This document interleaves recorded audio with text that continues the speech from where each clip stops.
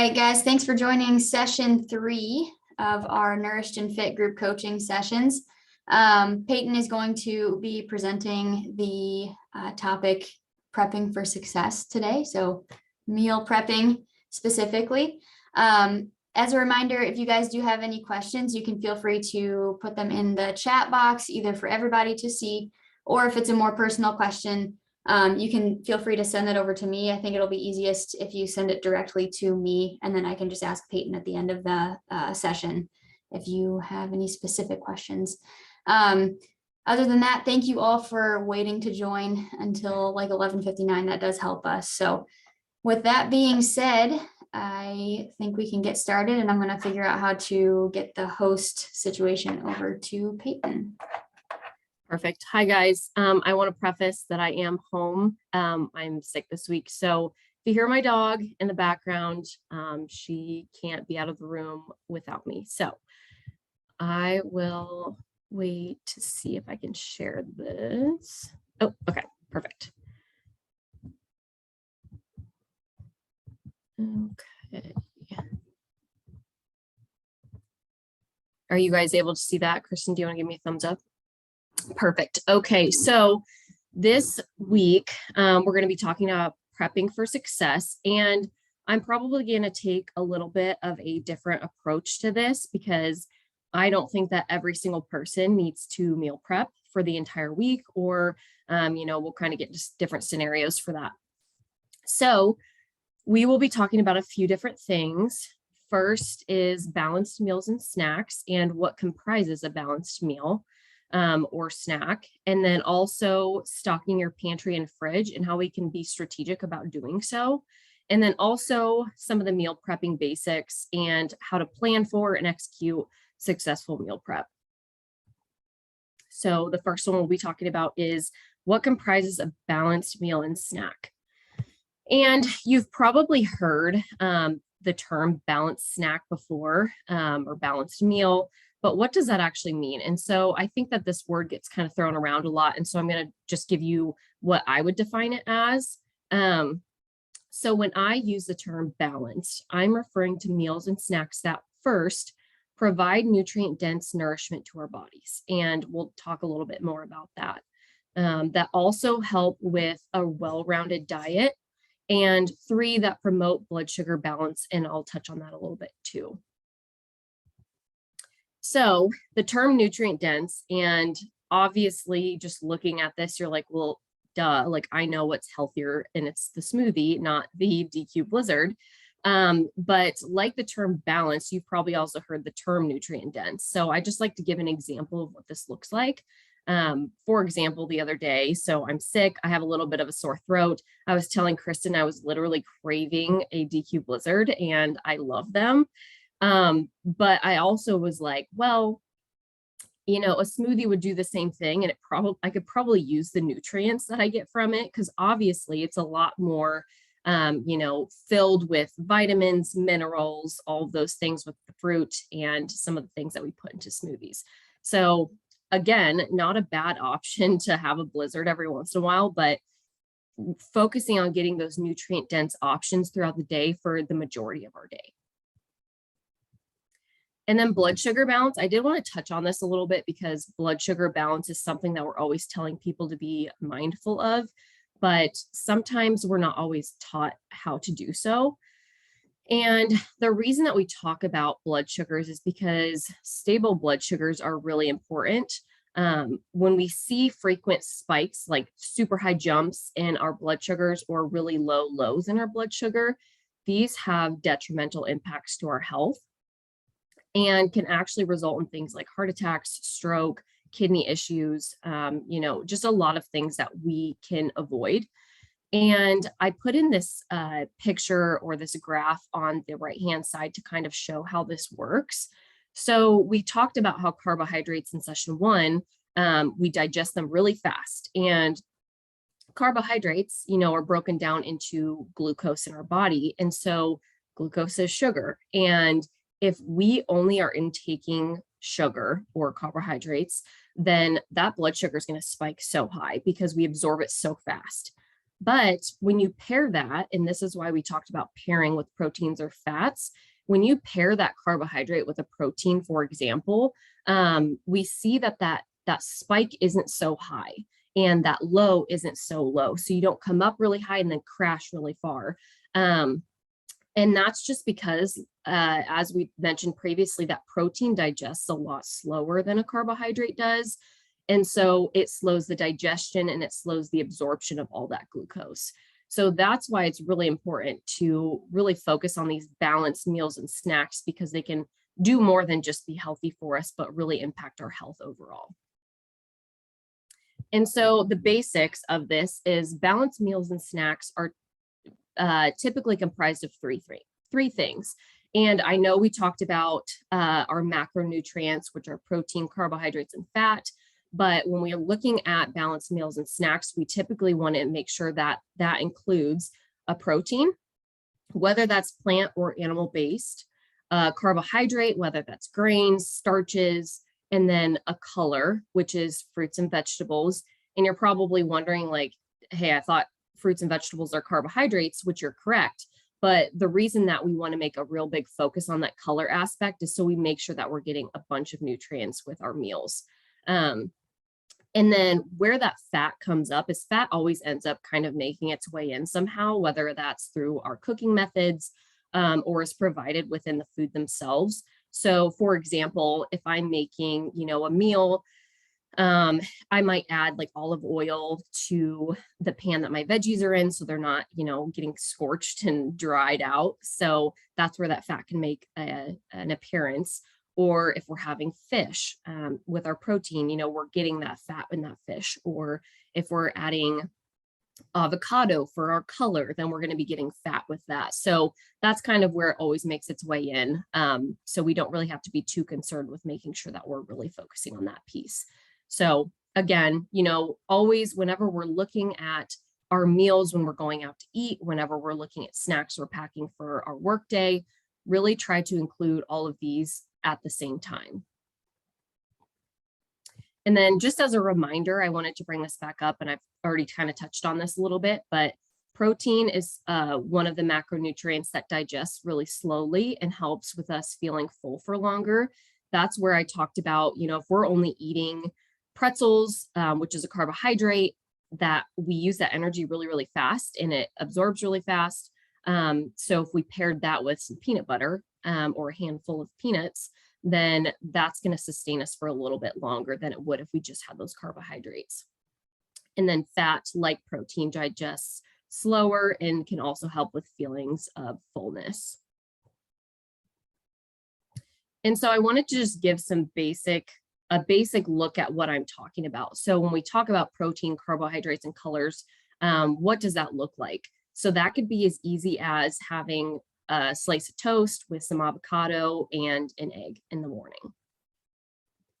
Another example of this is if I want to make pasta and I want to put chicken on it and then some broccoli.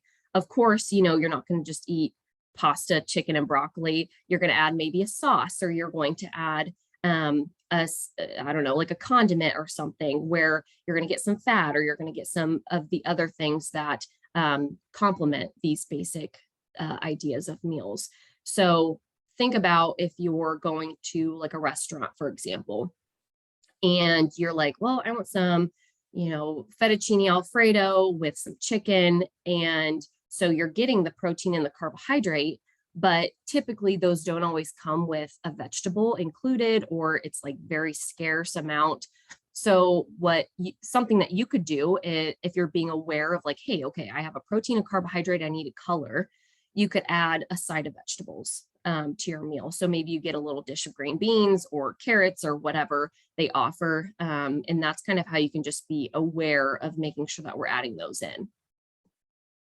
Another example is, if we have tofu, or pairing that with like quinoa or bell pepper.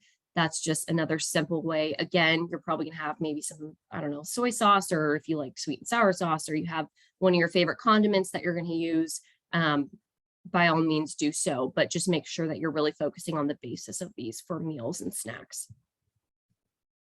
And this is where I wanted to add in some of these ideas of, different protein sources, different carbohydrate sources, different fat sources that you can include in your snacks.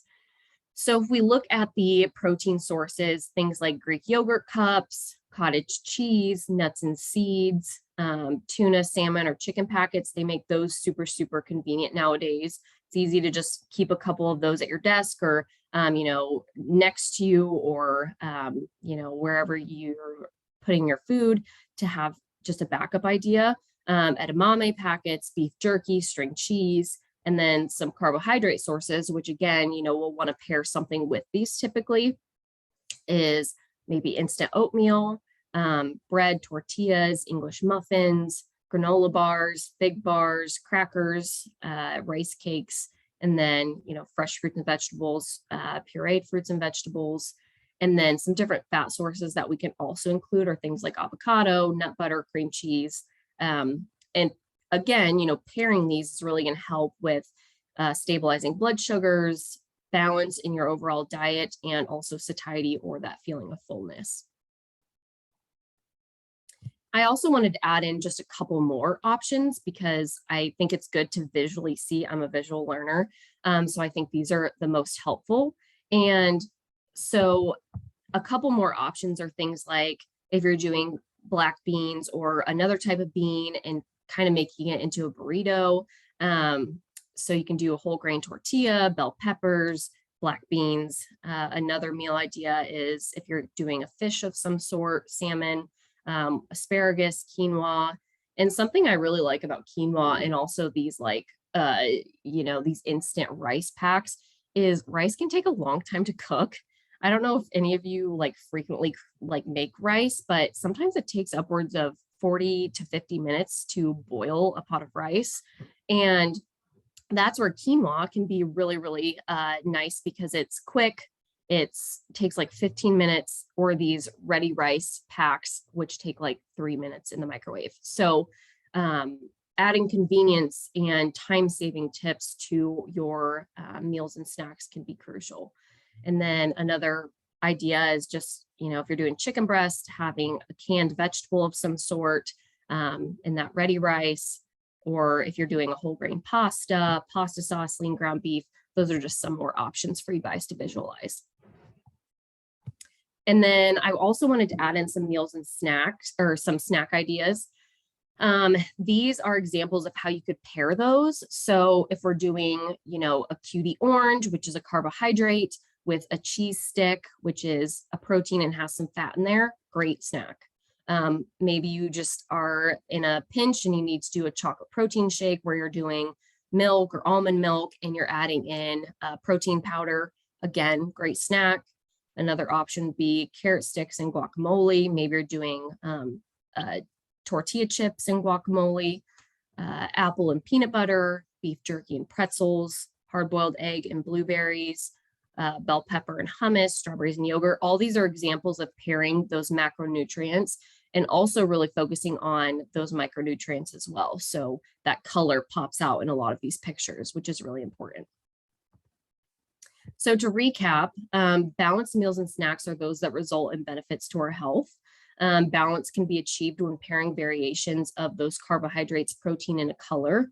And then protein and fat, as we've mentioned multiple times now, digest more slowly than carbohydrates, which can make them super, super nice, especially if you're going long periods of time without being able to take in another snack.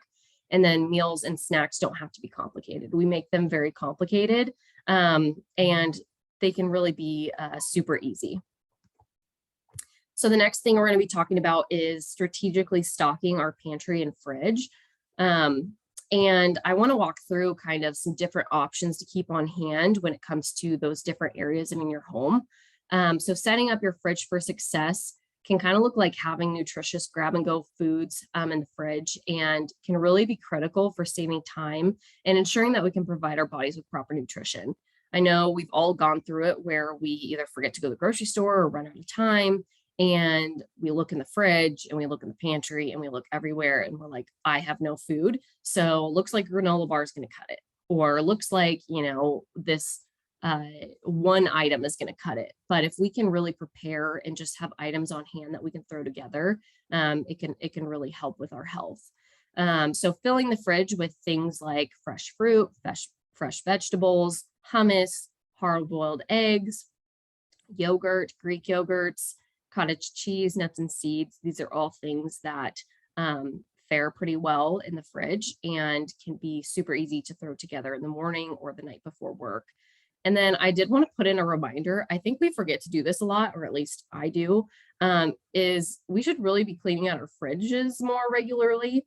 I know we all find that really scary looking item in the back of the fridge that's been there for how long, I don't know. So it's really helpful to be able to go through, especially just knowing that we're not wasting food. If we know what we have in there, then maybe we can be like, okay, hey, that's been in there for like a little bit longer than the things I just bought. I'll finish that first. So we're also reducing that waste and just, not wasting our time and our money on those things that we already purchased. And then setting up our freezer for success. It's not always easy filling up your fridge because you may not get around to eating the food before it goes bad. So, sometimes I'll make a trip over to Sam's and then I'm like, well, I need to be strategic about what I buy because they are in larger containers. So this is where your freezer can be your best friend. And you can throw things like frozen fruit, frozen vegetables in there for smoothies or last minute on the go dinner ideas. Steamer bags like rice or vegetables can be really nice just to keep in the freezer. And then of course our meat and our poultry and things like that. So fish fillets, shrimp, other seafood. That's something where if, you get to the night before and you're like, what are we going to have for dinner tomorrow? I don't have time to run to the store. And you can be like, hey, I'm just going to pull something out of the freezer and let it thaw. Same thing with meat or poultry. And then setting up our pantry for success. So having options available in the pantry can make your days 10 times less stressful. For example, if you don't have any fresh vegetables in the fridge or on the counter for dinner, you might have a can of green beans in the pantry, which can be super nice. So fill the pantry with things like canned fruits and vegetables. And I did put a little note in here that just be sure to read the nutrition facts labels on canned goods to ensure that your sodium or your salt and your sugar content are low. For some reason, sodium and sugar are just packed into a lot of things. And this doesn't mean that you can't have those things or you don't need those things every once in a while, especially sodium. That just means that if you're buying no salt added, you get to judge how much salt you add into that meal.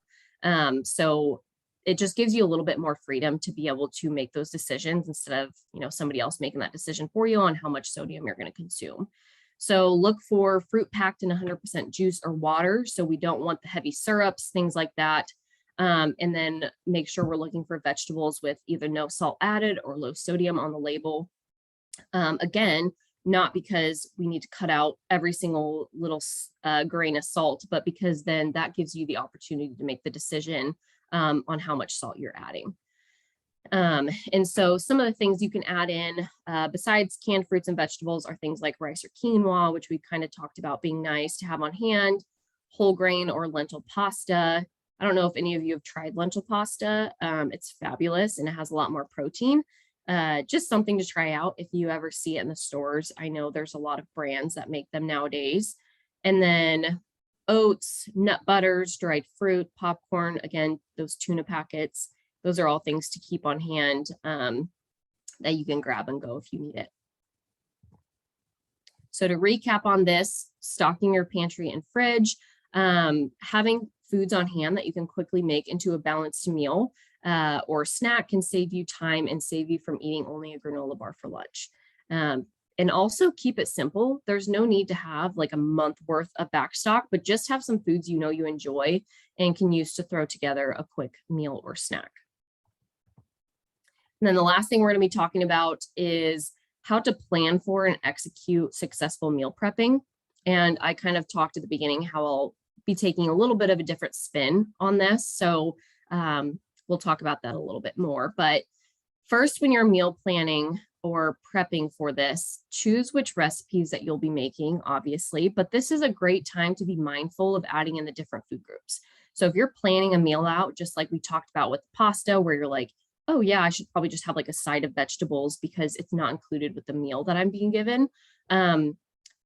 Just a really good time to be able to focus on making sure you're adding in those different food groups. So also choose something that sounds good to you. This is something that shocks me every time, but I will have people who will ask me, what should they make? And I'm like, what do you like? Do you like XYZ? And they're like, no, like, I don't like that. And so then I'm like, but they'll say, oh, but if it's super healthy, then I'll eat it. And I'm like, no, like we can find something that you enjoy, because if we're just trying to make healthy food to make healthy food and we don't like it, it's not fun to make, we don't enjoy it, it kind of takes away those different aspects of truly enjoying our meals and enjoying the memories creating those meals. So just choose things that sound good to you. You might make something that you think sounds really good and then you're just like, this is terrible. Don't ever make it again. So make your grocery list and check to see if you have any of the ingredients already in your fridge or pantry. Again, this can really help to cut down that waste and also cut down on the waste of money that we're spending. I don't like when I'm at the store and I'm like, oh my gosh, I forgot to see if I have this. I think I do, but I'm not sure, but I'm not going to run back to the store. So I'm going to buy it. And then you have 2 cans of that already in your house. It's just one of those things that would have been nice if I would have checked before. So definitely do that. And then choose the day you'd like to go grocery shopping. This should be based on what works best for you. Is this a Sunday, a Friday? Really pick one that works for you and stick with it. It doesn't have to be the same day every week, obviously, because things come up. But I know there's been days when it's Sunday and that's typically when I go grocery shopping, or I go Saturday, and then Monday rolls around and I'm like, what are we going to eat? I forgot to go to the store. I have to go to the store after work now, and then I'm not going to get home till 6. And then I got to cook still. And it can just kind of throw off your schedule. So really pick a day that works for you and stick with it. And then also decide which day you would like to do the meal prep. And this doesn't have to be the same day as your grocery shopping trip, but I also put in those little asterisks because meal prepping isn't always going to work for everybody. For example, I had a family of 6. What am I going to do? Make meals for everyone for the entire week, all in one day? It's just not realistic. It might work for someone who maybe lives alone and is like, hey, I'm just cooking one big meal and I can portion it out for the entire week or whatever. And so there's just some different situations that we can kind of talk through and figure out what works best for you. So when I'm talking about meal prepping, it doesn't have to be this meal plan of specific, meals that you made one day for the entire week. It can also just mean preparing for creating a little bit bigger of a dinner on Monday and Tuesday so that you have leftovers for lunch. So just kind of my thought process on that. And then some time-saving tips. So plan ahead when you are at the grocery store so you know exactly what you'll need. You can get in, get out, bring your list, and then you don't have to spin in circles and be like, oh, what was I thinking about making? Just have everything already planned out. After grocery shopping, take a few minutes to wash and cut your fruits and vegetables and put them into containers in the fridge for easy access if this works for you. If you don't have time to do that, don't do it. But it could save some time in the long run. The only thing I caution you on is berries, for example, are only supposed to be washed right before they're consumed. Otherwise, they break down and can get all mushy. So just washing things like rinsing your apples off or things like that are things you can do, or cutting up bell peppers and throwing them in a little tub of water and sticking them in your fridge. That's something I do and keeps them nice and crunchy. And then prepare a larger dinner so you have leftovers for lunch the next day. I kind of mentioned that.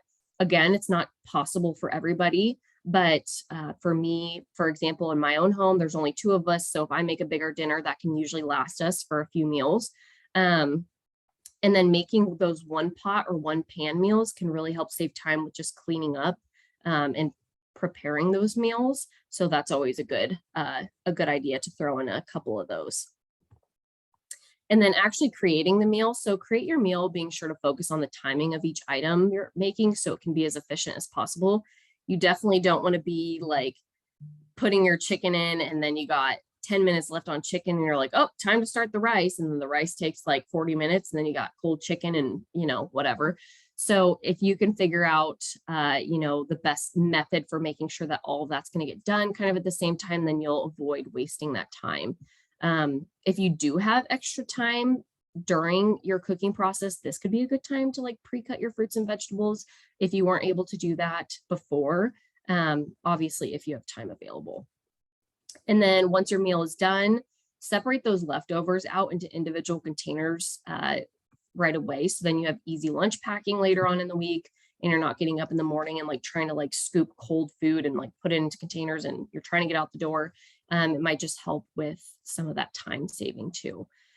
And then also keep track of which recipes you enjoy and how long they take to prepare, because this can kind of be like something in your back pocket where you're like, okay, I know that recipe I made that we really loved 2 weeks ago takes 20 minutes. I have like no time tonight. That's going to work perfect for tonight.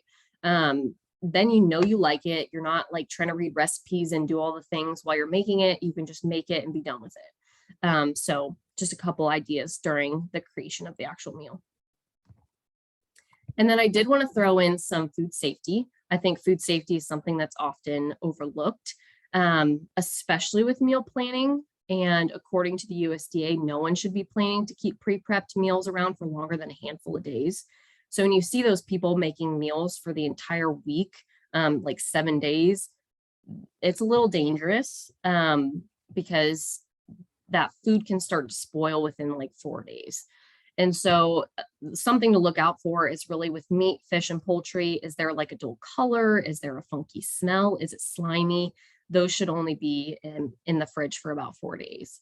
And then cooked and raw veggies, are they like weird texture? Are they mushy? Grains and pastas, we kind of think it's just like meat that we need to be worried about, but grains and things like that can also be host for bacteria. So is your pasta soggy? Pasta typically lasts only up to about 5 to 6 days. And then our vegan proteins, is there a funky smell to those? Just be really careful when you're kind of dragging out those meal times. So with that, if you are like doing full out meal prep for the entire week, the recommendation is to prep at least 2 times a week. So maybe that's a Sunday, you're prepping for Monday, Tuesday, Wednesday night, you're prepping for Thursday, Friday, Saturday, or something. So just be mindful of that when you're creating those meals that are supposed to last you a very long time. And then I did want to talk a little bit about just minimum cooking temperatures. So there are important minimum temperatures to remember when cooking at home. I know even I didn't have like a meat thermometer until probably like a year or 2 ago, which is crazy to me now, because proper cooking also contributes to better flavor. So I 100% recommend temping your meals. I noticed that not only did it affect the taste, but the texture. So when I didn't have a meat thermometer, I was still concerned about like food safety. So I would always overcook our meats, which then made them tough, like hard to chew, and it just kind of ruined the experience. Once I started temping these meals and I took them off right at that minimum temperature, let them rest, they still go up a little bit in temperature. Our meals were 10 times better. So another reason just to, spend $10 to $15 to get one of those to help out. So all ground meat just needs to be up to 160 degrees. So that's a ground beef, all of that. Poultry is 165. So that's your chicken, your turkey, all steak, pork chops, roast, fish is 145 degrees. And then all your casseroles or reheated leftovers need to be cooked to 165.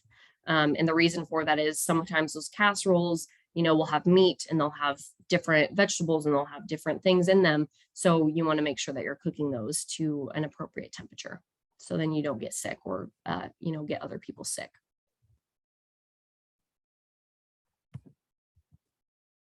So to recap, meal and snack prep should be very individualized. Again, with everything, you guys are probably like, I wish you just had the answers, but there is and will not be a one size fits all approach. You have to find out what works best for you and your family. and be strategic in using tools that will help you save time. Most people don't have time to spend an hour plus in the kitchen each night. So, if you find out that you can find some really good recipes that only take 20 minutes, then utilize those to your advantage. And then also consider food safety and practice it with each meal you create. It's incredibly important in terms of your health and also for the taste and texture of your food. So super important. And that's what I have for you guys. So I hope that was helpful and kind of gave you some guidance in terms of how to create those meals and how to visualize more of what a balanced meal looks like. And with that, I'll take any questions that you guys have. So one question that I got is there a specific cooking oil that you would recommend, or are there multiple that you typically would use yourself? Yeah, that's a good question. So cooking oil is interesting. I typically just use olive oil. I like the taste of it. But the thing with oils is that they have different smoke points. And so if we're cooking with certain oils, like I think canola does pretty good with higher temps. You should be able to look up online what those temperatures are. But if you're cooking something on the stove and you realize it's getting super smoky, it's because that oil is too hot. And so that's where you get that smoky, like your house smokes up, your kitchen smokes up. So it really depends on that. I know avocado oil is a great oil to work with too. It's just, a little bit goes a long way. And those are just some of the healthy fats you can add in. So I would just recommend looking up online those smoke points. So if you know you're going to be cooking in a skillet and you're going to have a little bit of oil, just make sure that you have a high enough smoke point for that, which is typically your olive oils and things like that.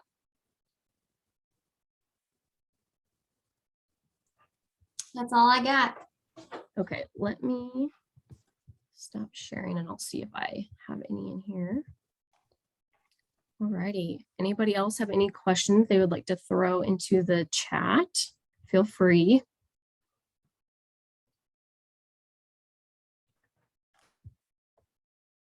All righty.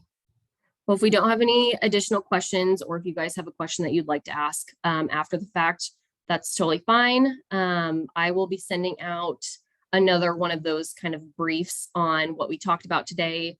We'll have some of those temperatures, cooking temps, and kind of how to look at those balanced meals and how to prep our pantry and our fridge and all of those things for success. So thank you guys for coming.